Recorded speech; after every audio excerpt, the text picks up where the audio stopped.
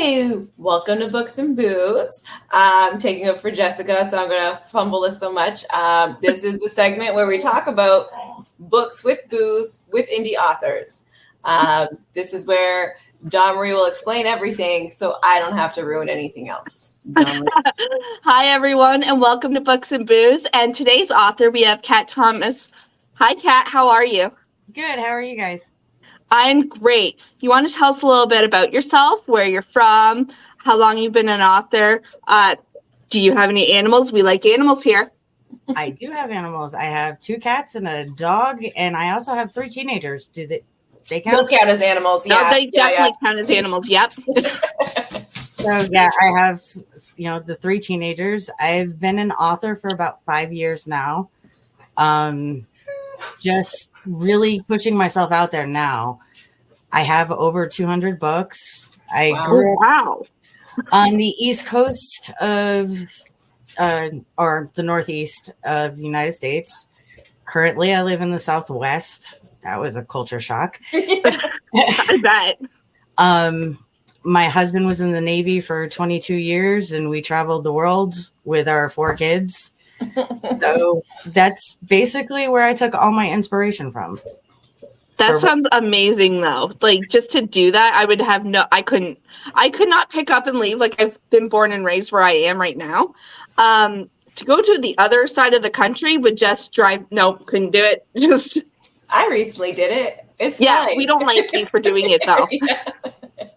Moving is not fun, period. No, oh, goodness. No. No. I think the hardest move that we had was going to Hawaii.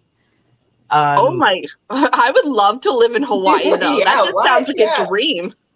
I thought it was going to be a dream, and I particularly just didn't like it. It was really hard for me. I had two really young kids at the time, and being so far away from the Northeast was very difficult because that's where my support system is from. Yeah. So, moving to Florida, I was still a drive away from home. Going to Hawaii, there's no way home. Yeah, you gotta jump on a plane unless you own a private plane. There's no way, right? Yeah, that was difficult. Yeah, that would be, yeah.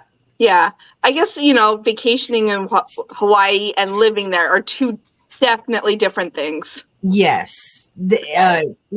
Our friends go and they'll go and stay for 2-3 weeks at a time, and they have a blast. But with me, I lived there for 2 years straight, and trust me, with the prices and everything else, I was just no, not doing it. And the lack of pool boy too, right? I imagine vacation, there's pool boys, but living there isn't.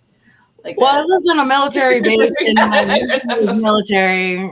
Even though he was deployed most of the time, I couldn't be looking at pool boys because I had a tattletale 3-year-old. Yeah, kids. They ruined everything. Kids. Yeah. Tell us a little bit about the book that you're going to be reading from. It's called Clouds Begin to Form, and it is the first book in a 4-book series. And it was originally started to be an erotica, but it turned into a very dark romance. I started writing it right when the pandemic hit, and where life just completely changed for everybody. I had all 4 of my kids at home at the time. My oldest was supposed to be graduating. So all the stress that I had from going from just being a normal mom to being a teacher to being a full-time mom.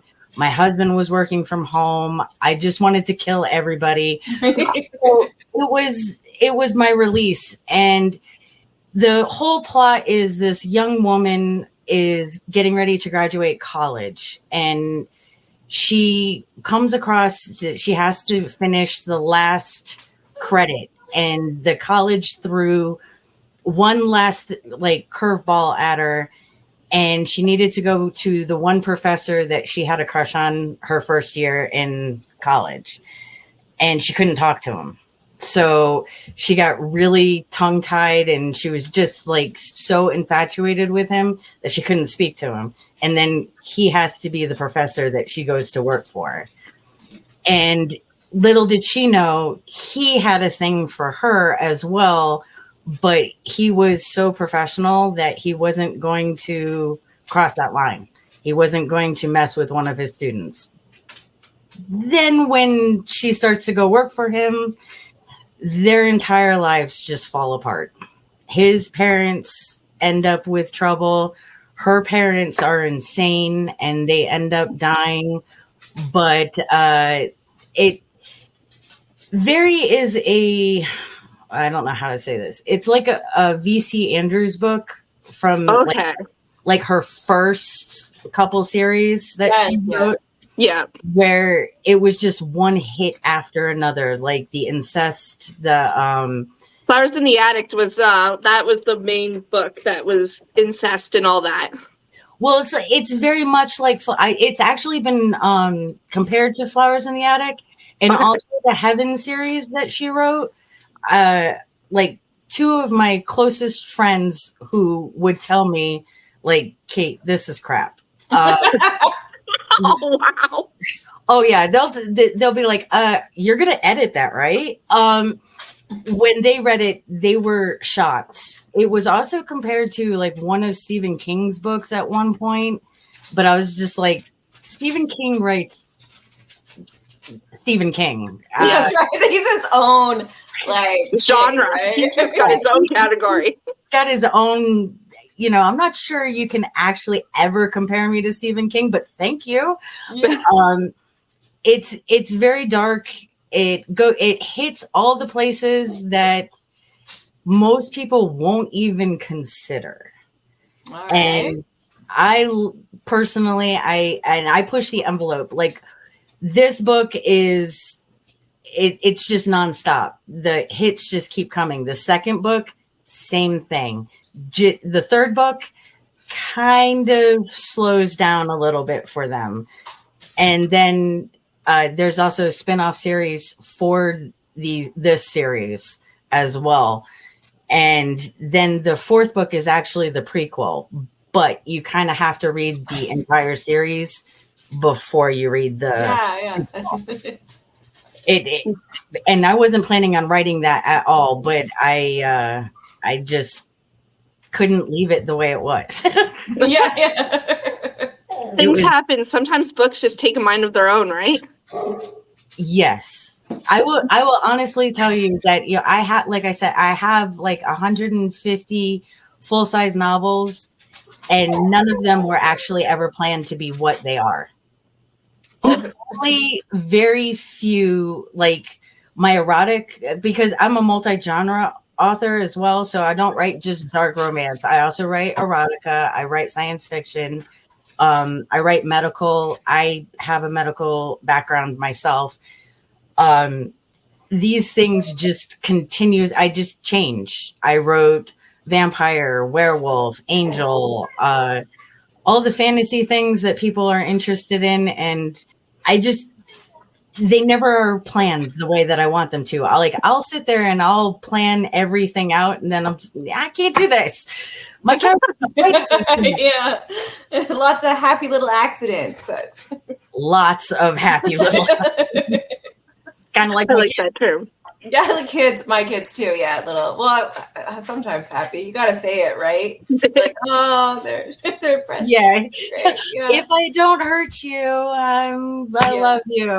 Yeah, I have three. I have all four at home still, and they're teenagers, and one's 20. So like, it's chaos. I'm never bored. That's the positivity spin I put on that. Is I'm never bored. Well, I have a 20-year-old who's going to be 21, and she lives in Texas right now. And then I have a 19-year-old, a 16-year-old, and a 14-year-old. And my three oldest are girls. My youngest is a boy, and I'm finding out that the boy is completely different. Mm-hmm. Yeah. I find for the boys, they're a little more difficult, but as like the girls turn into teenagers, I want them all to be boys. I'd rather just all boys. See, I'm lucky. My girls are like boys. So I don't have to worry about that. Oh, and my boy's like a girl. He talks like a girl. He's got sarcasm like a girl. He's very sassy like a girl. So I'm unfortunate in that one. That's my son. Yeah, my son has never yelled at me. So he's still the favorite. All right, Sonia, do you want to tell us the drink words tonight? Yes, we have Max, we have Deanna, we have Papers, and we have Grin. Ooh, I'm excited for this. I know these. I like when names are words because you always know you're going to get shit-faced. Yep, that's exactly it. I got my drink right here. I got 2 drinks. I got my coffee and Bailey's, and then I got my rum and Sprite. So I'm ready to go. I got my liter dupe Stanley cup here going, like filled to the rim. I'm ready. We're ready. All right. So, Kate, when you're ready, we'll just start. We'll mute our mics, and whenever you're ready. This is chapter 2 of Clouds Begin to Form. As he told her what he wanted her to do, she went to work on the other side of the desk from where he was sitting. She was looking at all the papers, and one by one, she was reading through them and placing Post-it notes with her notes, which then she passed the papers to him. And he looked over and glanced at the documents and then graded each. As he entered the grades into the computer that was on his desk, he waited for the next paper and she would hand it to him, finding that this system was working a lot better for him. They might actually finish the major stack of documents in a matter of hours instead of 3 to 4 days like normal for him. He was smiling as they worked, and he watched everything Deanna did as close as he could to the clicking of her pencil, to the thoughtful notes that she was writing on each of the papers. He was thinking of the class that she was in and her as a student. She had changed. She had matured quite a bit in the past few years. She had been one of his younger students in his first year of teaching. She was cute if he remembered correctly, but she was far too young to even look at. And he tried to ignore her and move on. She was not one of the females who came to him and to try to get a better grade or even to help when it was plain to see all she wanted to do was well in his class, though she was also grasping for the concepts. As he looked at her now, he was impressed with the 4 years worth of change in her. Coming to him couldn't have been easy to do. He had garnered a reputation of being difficult, and he didn't mind that. If we're to work together, don't you think that we should know your major? He asked with a smile as he looked at her. She looked up from the paper. Laboratory criminalistics, she said, as she went back to the paper, and he could see that her working in a lab behind the scenes was a good idea. The thought was shocking, though she didn't seem to care about the high stakes of the field. It wasn't a good fit for the girl that she had been. And why exactly is being a TA part of the requirements for this, he asked, remembering why she was there sitting in front of him in the first place. Most of the students he never saw after his class. Apparently, I have to have some public speaking experience as well as office skills, she replied as she looked up to meet his eyes. She wasn't afraid to speak like she once was, and he wondered if she had become more comfortable in her skin as she got older, or if it was just she was more comfortable in her life. I guess I could see that, he said as he looked at her and began to grin. Professor, is something wrong? She asked. We'll be working together. Don't you think you should call me by my first name when the students aren't around? He said without thinking. Just call me Max. Deanna, she said as she went back to the papers in front of her. I'll need a copy of your class schedule to make your schedule for here, he said rather casually as he entered another grade into the computer. I only have 2 classes. Both are on Wednesday and in the afternoon, she replied, 1 to 6. Well, that makes it rather easy for us then, he grinned as he watched as she handed over the last paper in the stack that he had given her. He looked at the notes and then submitted the grades into the computer system yet again. That is the fastest I have ever gotten through a class assignment. Anything else? Deanna asked as she looked around. That was just one class. I'm afraid I have 6 more to get through, he said as he looked at her with his grin growing. Well, then I guess we should get back to work, Deanna said as she waited for him to hand over another stack of papers in the file. She started reading, and as she went on, she would pick out the critical points and jot them down so she could remember the assignment and how much she hated it herself. They managed to work in silence most of the time, and every once in a while, the pair stole a glance at the other or at the paper that was passed between the two. Deanna was comfortable in the silence. She spent most of her time working on papers for her postgraduate degree. Deanna was already writing and researching for her dissertation, though she needed a few more years in the field with some experience under her belt to ever be taken seriously. When they were done with the 7 stacks, she looked around to find that he seemed more relaxed. He was watching the computer as it shut down, and then he placed it in his bag. He looked up to her as she was waiting for something. It's 5 o'clock. I'm surprised we got done before tomorrow. I think this might work out well, Miss Watson. Deanna, I mean. Well, Max, she said as his eyes flashed. I can do this anytime, but I will have to read over my notes for each assignment for the stuff later in your class, if it hasn't changed too much. I wrote the course 2 years ago, so you'll have to sit in on the class lectures and you can help with the assignments that way. When I did, unfortunately, I wasn't thinking about the amount of paperwork, the more homework and papers that I would actually be assigning. I have to wait to redo the course again if I'm picked up for next year, Max said as he began to sit back in his chair. Why wouldn't you be picked up? Deanna asked. Well, teaching wasn't something I ever planned on doing. I was asked to develop a new course for those getting into the crime scene fields. I thought it would be a good idea because what they had been teaching wasn't relevant to what we actually did when going over a scene.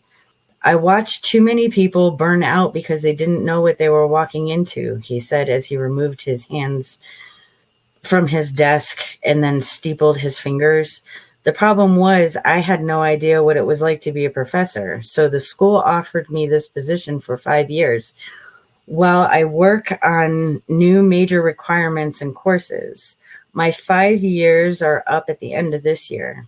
But didn't you give up your career in law enforcement? She asked as she stared at him. No, I didn't, he said with a half grin. So I've been working as a consultant for the different departments in the area as a second pair of eyes for the detectives while I did all of this. The real problem is, of course, this course is no further along than it was 5 years ago. I did build the entire course and have everything laid out for them to look at. But like you, they keep changing things all the time. And that's the end of that chapter. Nice. Great. It's just the beginning of their dynamic, right? Like it's. Yeah, I tried to pick something that would kind of like ease you into it. Like I said, there's a whole different series of like these books, the Watson Insanity series, this is the first book of, are Deanna's story. They're told from Deanna's point of view, pretty much. Max is a main character, but for the most part, everything is happening to Deanna. There is a whole novella series that is just Max's point of view.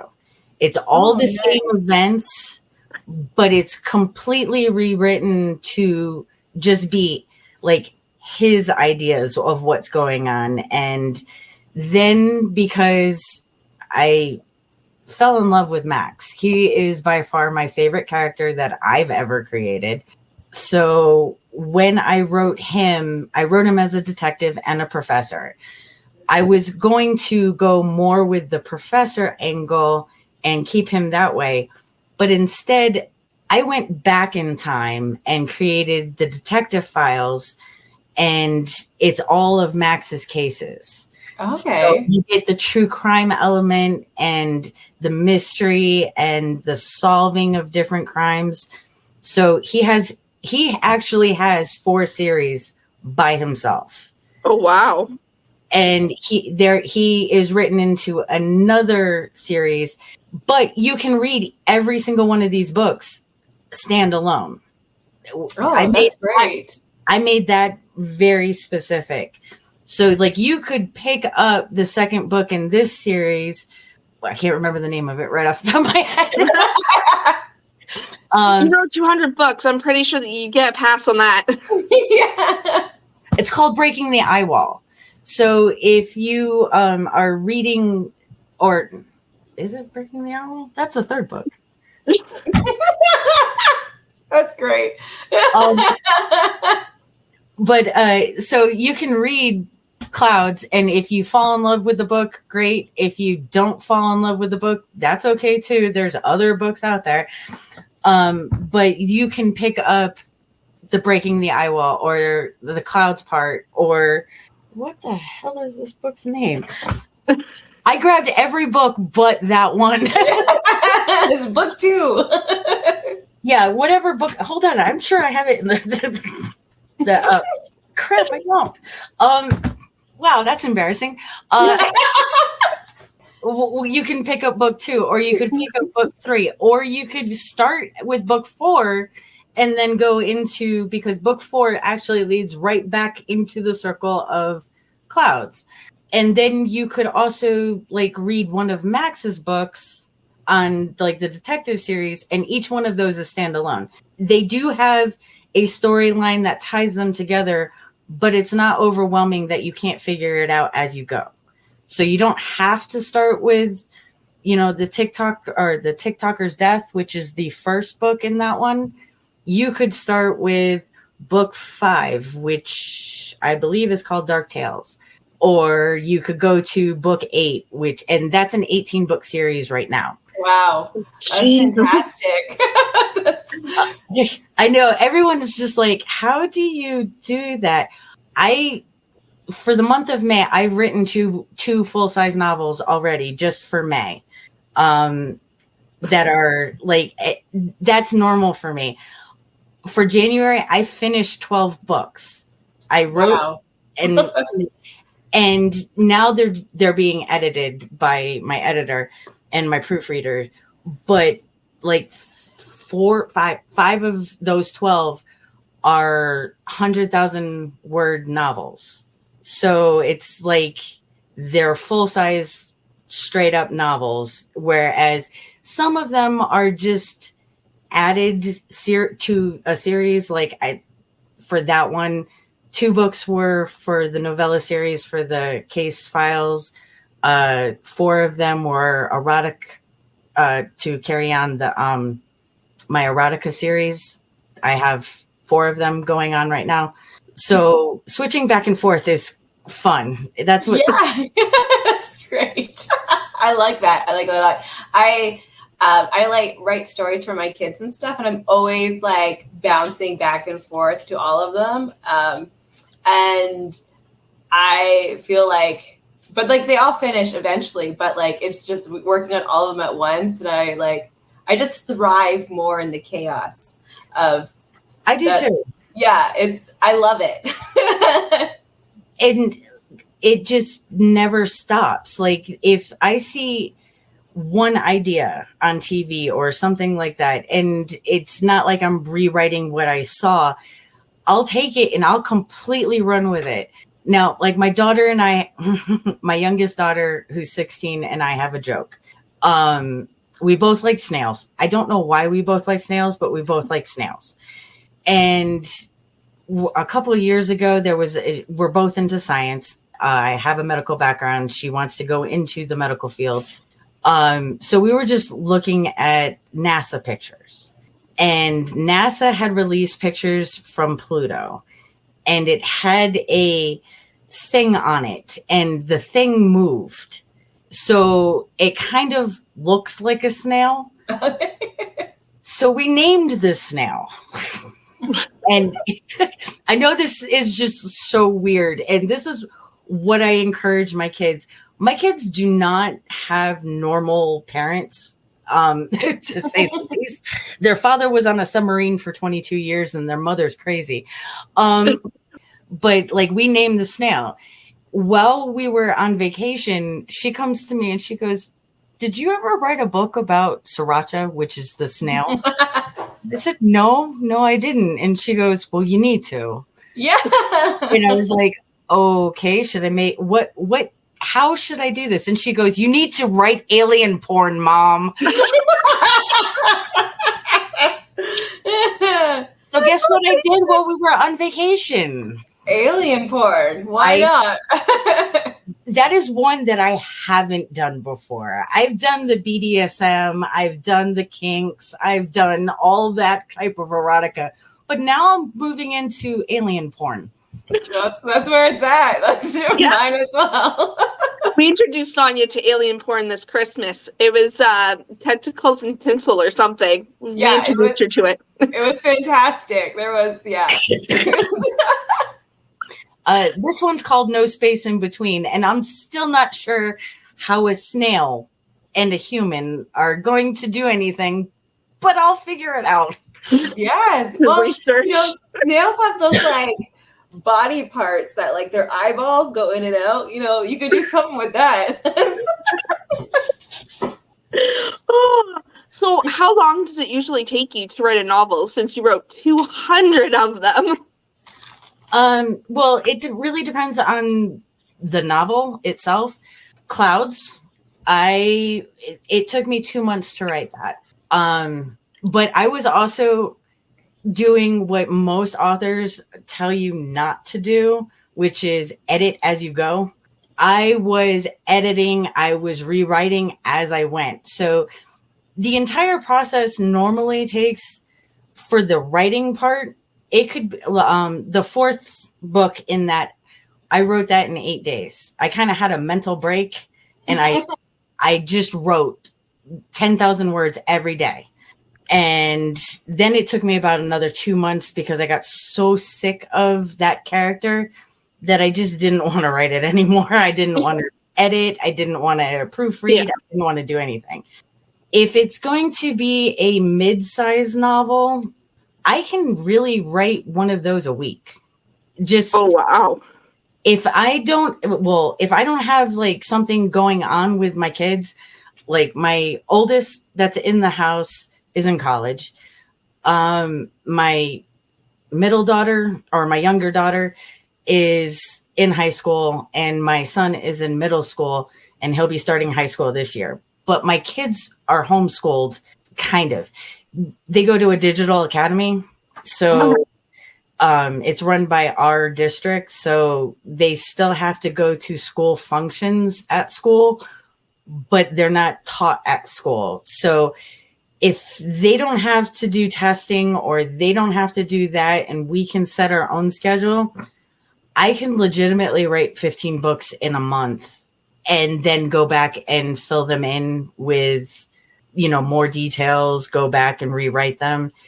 And for me, the rewriting process takes about 2 to 3 times. I'll set them off to the side, and then I'll go back to them like a month or 2 later when I've already done so many more that I can focus back on that one. That way, nothing gets too old for me. Yeah. Yeah. I have 3 erotic series that are ongoing right now. And one of them has to have like 18 books that I have to write for it. I already have like 15 out. And in the process, I'm like, I don't like these people anymore. Because I'm done with them. So I'll just, I'm releasing a book every month on Amazon, Apple, and Google myself. And out of that, I am scheduled to release books all the way into 2033. Wow, that's impressive. That's crazy. Like, wow. So that's like ambitious. And they're all scheduled too. So like that isn't including like the books that I just wrote. So I add to that every month, and I went crazy doing it, but scheduling them out was actually the hardest part for me. Because I had to stop writing. I had to sit down with my planner, and then I had to schedule. I had to do the schedule and then highlight everyone that I had uploaded and everything like that. And like I said, 2020, it's 2033 on almost all of them. So like, I know I hate to say it like this, but like I could die tomorrow and my books will still be released for another decade. And that's every month as well. So it's 12 books a year, all different genres. It's fun. Yeah, that sounds like you're having a lot of fun with it. Like it's I don't think you'd be writing that many if you did it. If I look back 5 years from when I started, I'm not the same author that I was back then. I started writing historical romance, but not the typical historical romance where it's in England or Europe or anywhere. I started writing historical romance for Japan. Okay. So it was it's what set me apart from everybody else. Like most people, they want to write about the kingdom of England or the UK and, Europe, the kings and queens and ladies and lords and all that fun stuff. Not what I was interested in. I taught myself how to read Japanese so I could learn about their history. And then I started writing, like all of my older stuff is based on actual historical figures in Japan. That's commitment. Holy. And 5 years ago, I didn't know anything about Japan. It was very, very interesting. And one person in history sparked all of this. He is the reason why I started writing, because there were so many contradictions about him that, I just... And who was that? Mitsuhide Akichi, who is known as the biggest trader in Japan. Basically, it's kind of like Benedict Arnold in the US.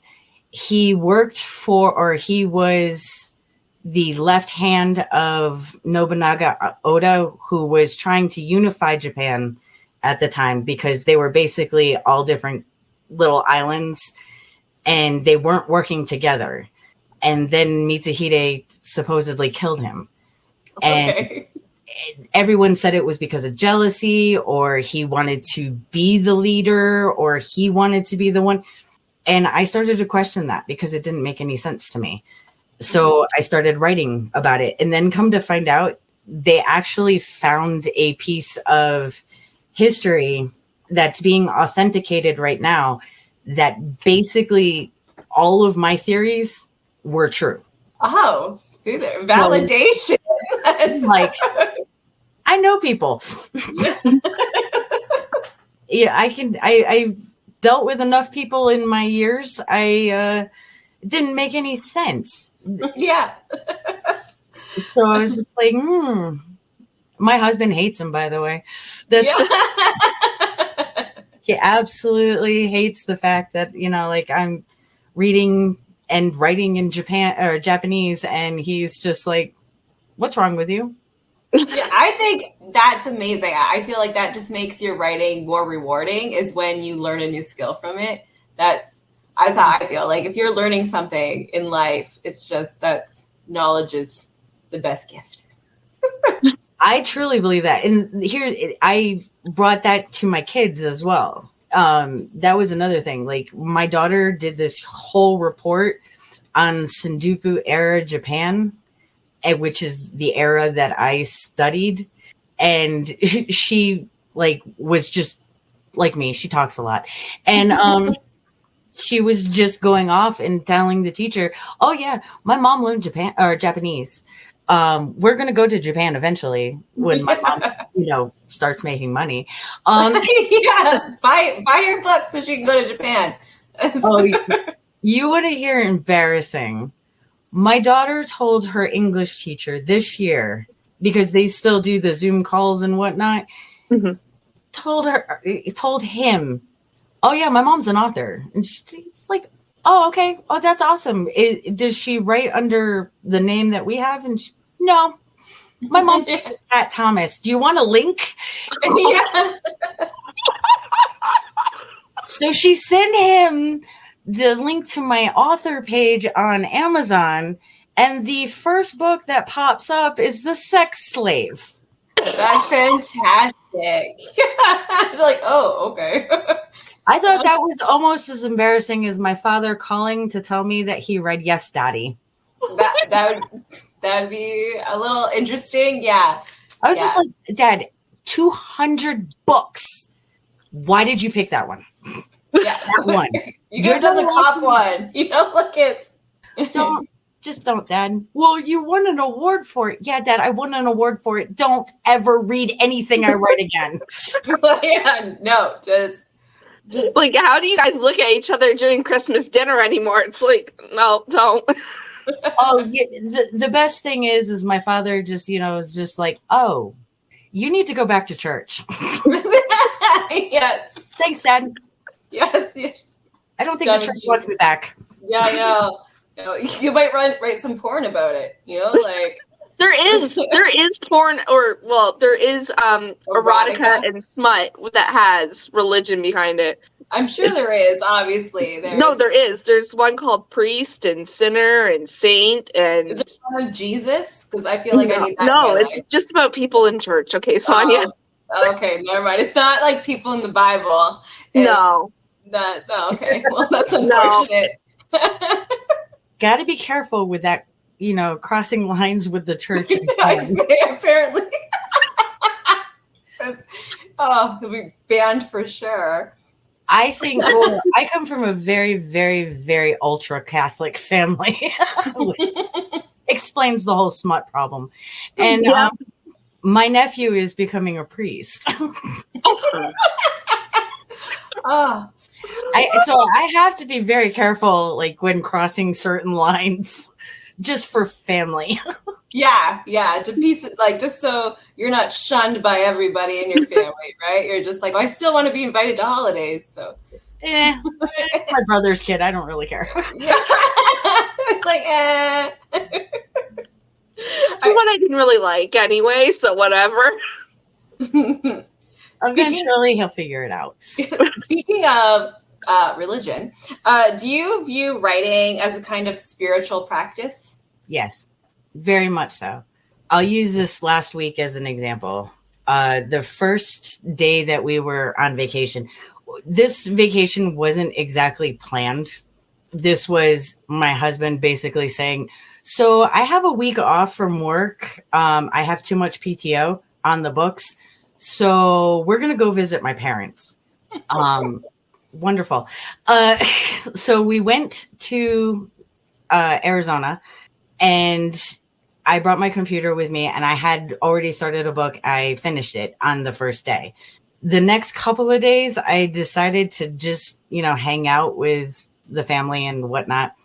And I could tell every day I was miserable because I wasn't focused on doing something. So if I don't write, and if I'm not planning the next book or the next step in anything, I can't function. Like by day 4, I was so irritated that nobody wanted to be around me, to the point that my kids were just like, Mom, get on the computer, do something. Yeah, go do it.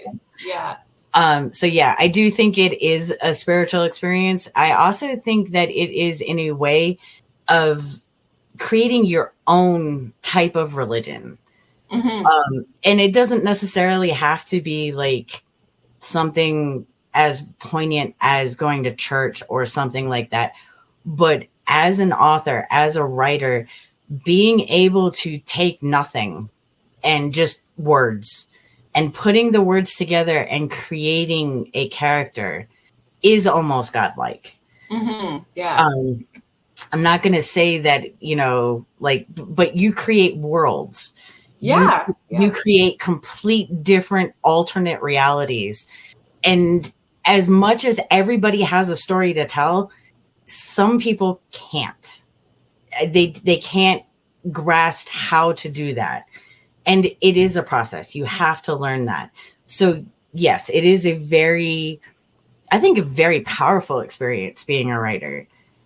And I think that it is underrated. Very much so. Yeah. Yeah. Yeah. No, I agree.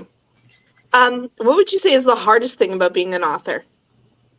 Promoting yourself. Yeah. Yeah, we hear that a lot. It's the marketing that is a struggle for people. I come from a very, I don't want to say humble background, but I come from a hardworking father, a stay-at-home mom. We were very much just average. So trying to find something about like each book to promote, and I've said this numerous times to many other people, and I've gotten mixed reactions from it from other authors when I said that you basically have to become a whore. You have to sell yourself on the street. And it's not the book that you're selling. I mean, selling the book and trying to get, people to read a specific book, but you're selling yourself. Yeah. And it is very hard because sometimes you don't want, it's not that you don't want that credit, but you don't want certain people to know that much about you. I think that if you're going to write a book or write a story or whatever, you're leaving a lot of yourself in it, whether you want to or not. The whole reason that this book right here started was because my cousin started to have a mental breakdown and was going crazy on Facebook. Besides the fact that everything else was going on, I needed to get my own little safe space. And this book became my safe space. So that's one of the reasons why Clouds has always stayed with me. And then I found that Max was a comfort character for me. But just selling yourself, trying to push that whole narrative that, oh yeah, so you do this, you do that, you do this, you can read this book, you can read this book. It's very difficult. Also, what makes it worse is if you're a multi-genre author, because you don't have a specific fan base. If you only wrote science fiction, you get your sci-fi people going. If you only write romance, you have romance followers. You never know what book is coming out at half the time I don't know what book is coming out at any given time.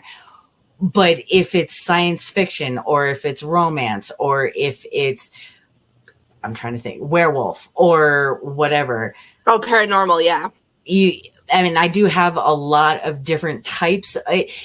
The subgenres always get me when I'm talking about like paranormal or fantasy or science fiction or anything like that, because you kind of like have to be very specific. And sometimes I can't be specific because I can't remember. Yeah.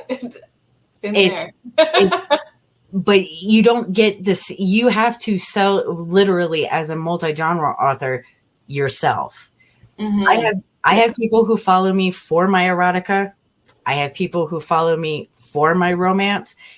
And then I often hear constantly, well, you should do this more. You should do that more. And I'm like, I have 100 and some odd books that are still yet to be released.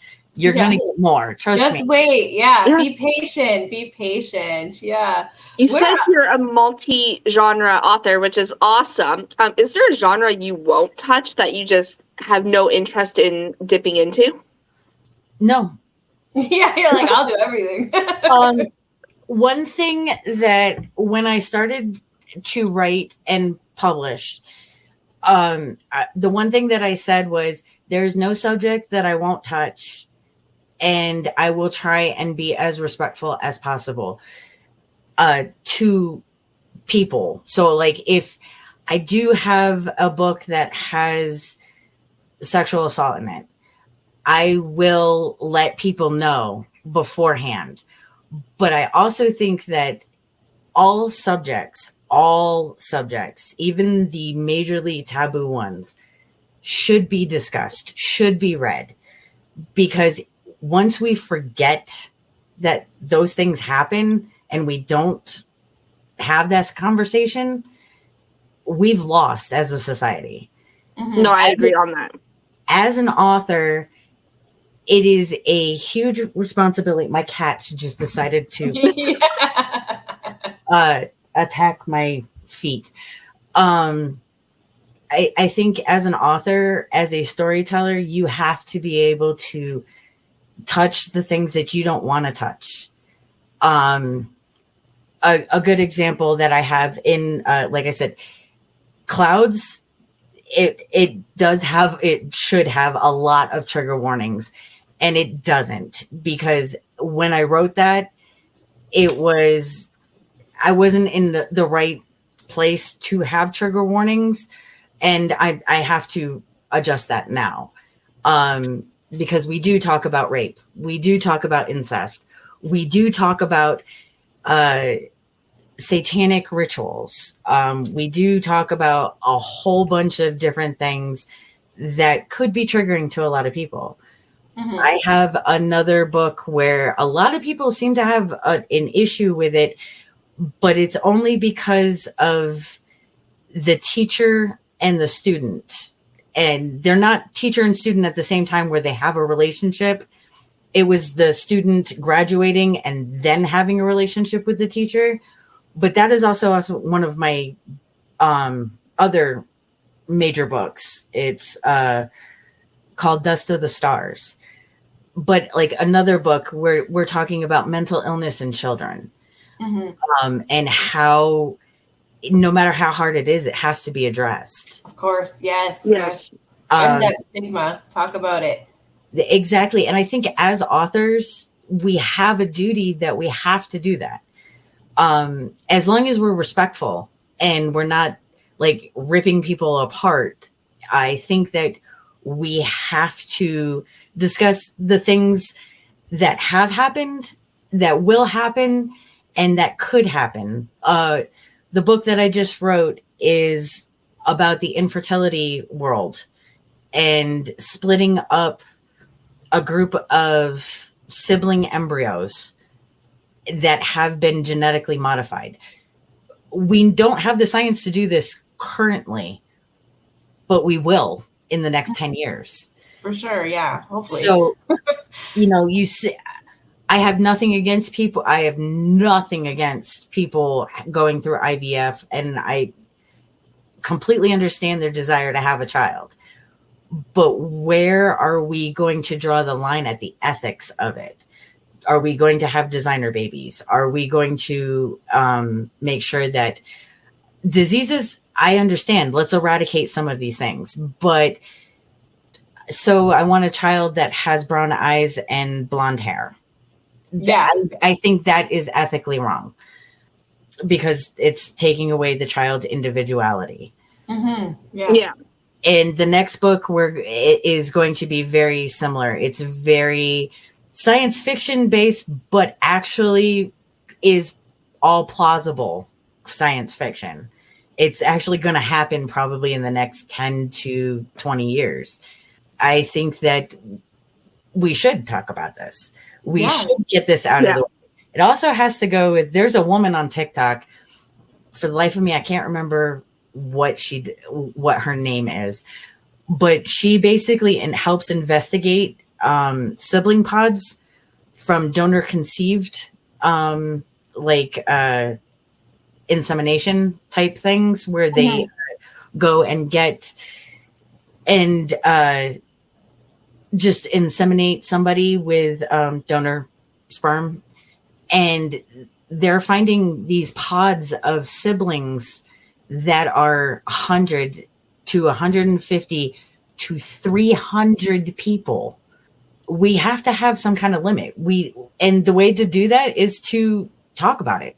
And if we're going to talk about it, why not make it fiction? Make it fun.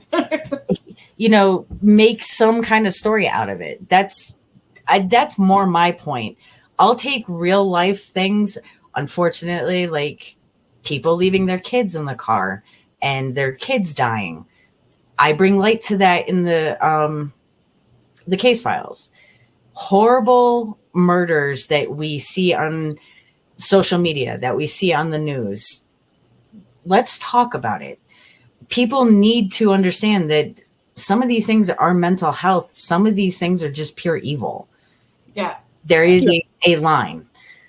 So absolutely. Yeah. Well, we're coming to an end, and I just want to say thank you so much for coming on.